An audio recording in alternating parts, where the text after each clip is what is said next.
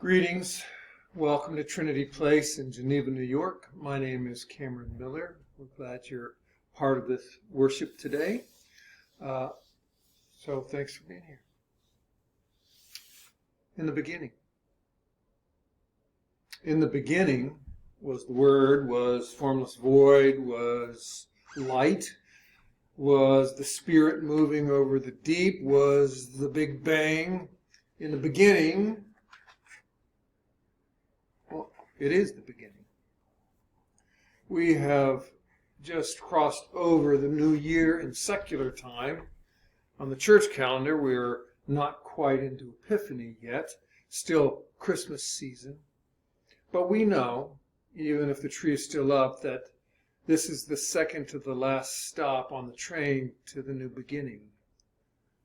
We are at the beginning of a new year, 2021. Or 2021.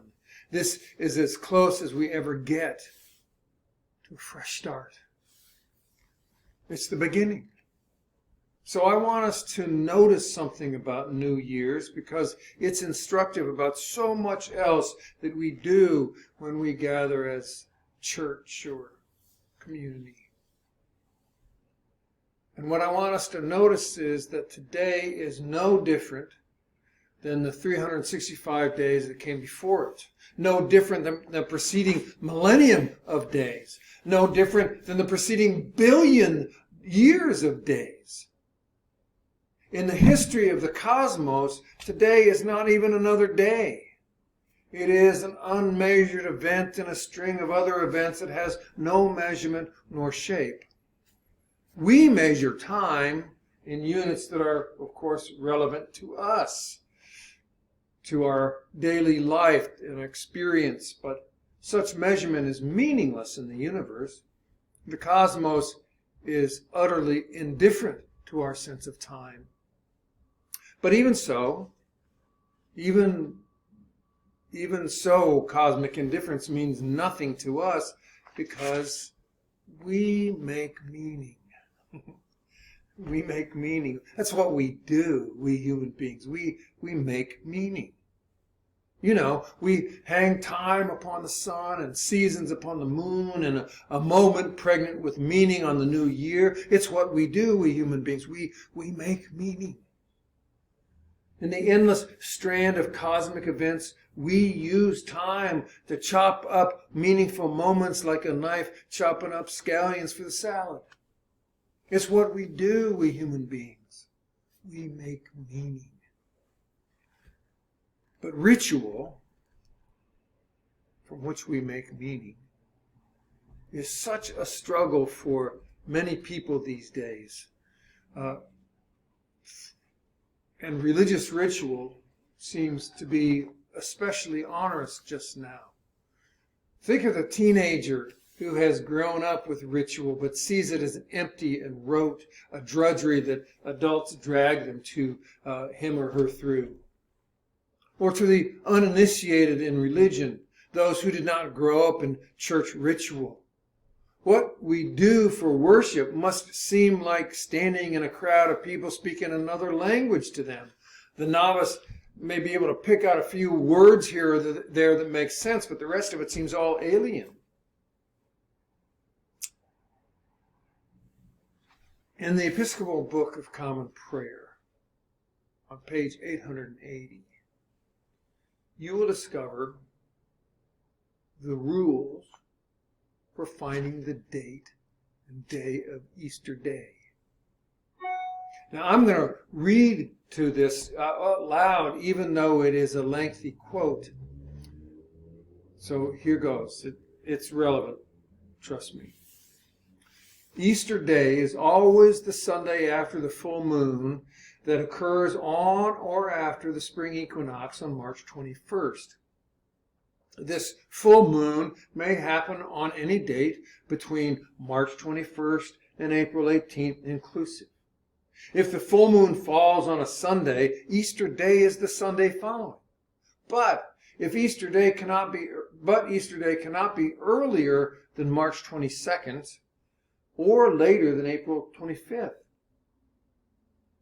To find the date of Easter, and I'm still reading, To find the date of Easter Day in any particular year, it is necessary to have 2 points of reference: the golden number and the Sunday letter for the year.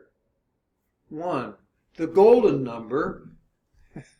Don't you love that? The golden number. The golden number indicates the date of the full moon on or after the spring equinox of March 21st, according to a 19-year cycle. These numbers are prefixed in the calendar to the days of the month from March 22nd to April 18th inclusive. In the present calendar, they are applicable from AD 1900 to AD 2099, after which they will change. 2. The Sunday letter identifies the days of the year when Sundays occur. After every date in the calendar, a letter appears from A to G. Thus, if January 1 is a Sunday, the Sunday letter for the year is A. And every date in the calendar marked by A is a Sunday. If January 2nd is a Sunday, then every date marked with a B is a Sunday, and so on through the 7 letters. In leap years, however, the Sunday letter changes on the first day of March. In such years, when A is a Sunday letter, this applies only to Sundays in January and February, and G is the Sunday letter for the rest of the year. Or, if D is the Sunday letter, then C is the Sunday letter on and after March 1st. To find the golden number of any year is calculated as follows. Take the number of the year, add 1, and then divide the sum by 19. The remainder, if any, is the golden number. If nothing remains, then 19 is the golden number. Oh, you get the idea. This is like the difference, seems to me, between using a computer to send an email and understanding how a microchip works. If you're like me, Easter Day is on the calendar, and so who knew it could be so complicated to find? Now, I was ordained a priest on the spring equinox, March 21st, in 1981. That means this March is my 40th anniversary of my priesthood. Holy mackerel. Anyway, the preacher at my ordination, who was a dear friend of mine, took the congregation through a hilarious imaginative scenario in which I was hiding out in the hills of southern Indiana with some small tribe of Episcopalians after some devastating Holocaust. As he described it, there I was desperately trying to figure out the golden number in the Sunday letter so that we knew the date of Easter. Judging from everybody's reaction to that sermon, no one thought that I was likely going to be able to do it.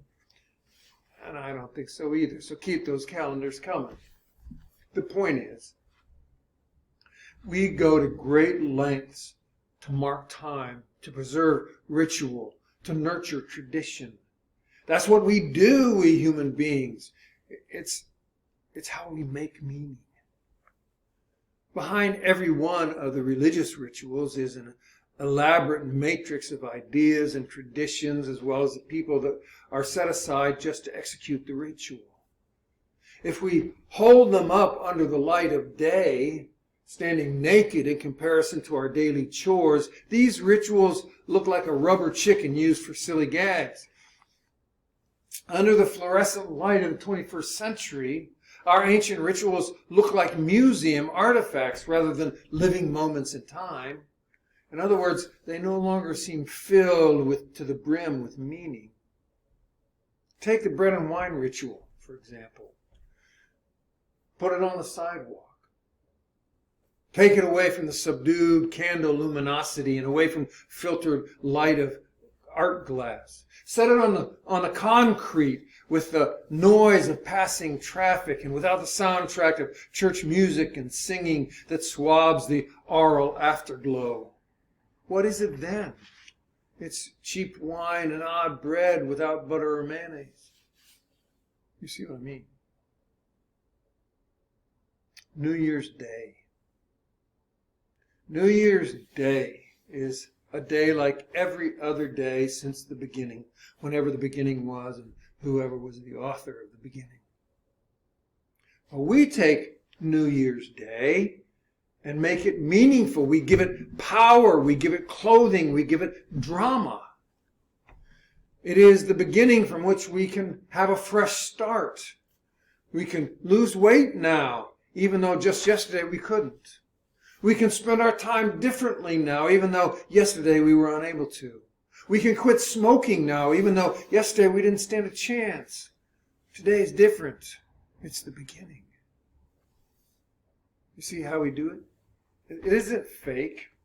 It isn't rote. It isn't stupid. It isn't made up. It isn't arbitrary or irrelevant. Rather, it's powerful. It's meaningful. It's ritual. We bring ordinary grape juice that has been transformed by nature and it not only becomes wine, but somehow Jesus too.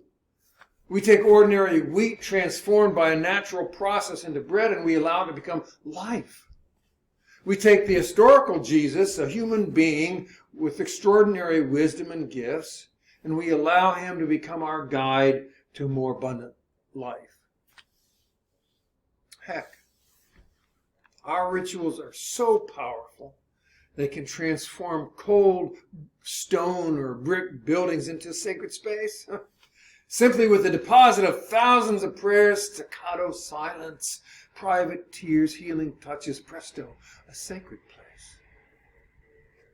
The same thing is true. It can even happen with a group of unrelated strangers. Have them pray together, sing odd songs with one another, repeat certain ceremonies, take bold internal risks, make some personal investment, bond them with the vulnerability of intimacy, the tensions of working with strangers and others, and the challenge to grow hearts that are a size bigger, and the unexpected happens. They become a spiritual community where encounters with the holy happen, and people involved actually change as a result of being together. It becomes a sacred community. Ritual's powerful. It's transformative. It's healing. It's a weapon in our struggle for freedom from what imprisons us inside. So if you've cheated yourself lately out of ritual and diminished its influence and its power by dismissing it as, well, just ritual, and give yourself a New Year's gift and allow the joys and the power of ritual to return in 2021. Today is January 3rd, but through ritual, it's the beginning. It's your beginning. One of the unrecognized thefts of the pandemic has been ritual, especially for communities of ritual. It has robbed us of the powerful source of change, healing, and growth. It's time to take it back, even before the pandemic is ready to let go. Obviously, we cannot all come back and meet at 70 at Castle Street yet and do what we used to do without ever really thinking about how fortunate we were to do it. But we can take ritual back by adding them into our own lives at home, around the home, among friends, out in the world in some way that we might possibly do. We can do what is possible for this moment, and we can be creative in adding ritual to the long, flat landscape of pandemic.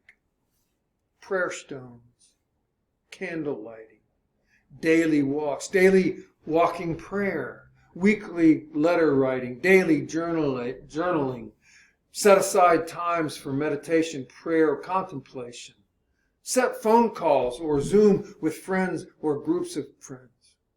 There are so many things that we can do, and doing them as ritual gives them power, Gives them power that will, I promise you, surprise us. It's a new year. It's a new beginning. Make it so. It is within your own special power to do. Happy New Year. And thank you for being part of this and part of this worshiping community wherever you are. And I hope that this moment provides in the days and weeks ahead some small measure of growth, of healing, of wellness.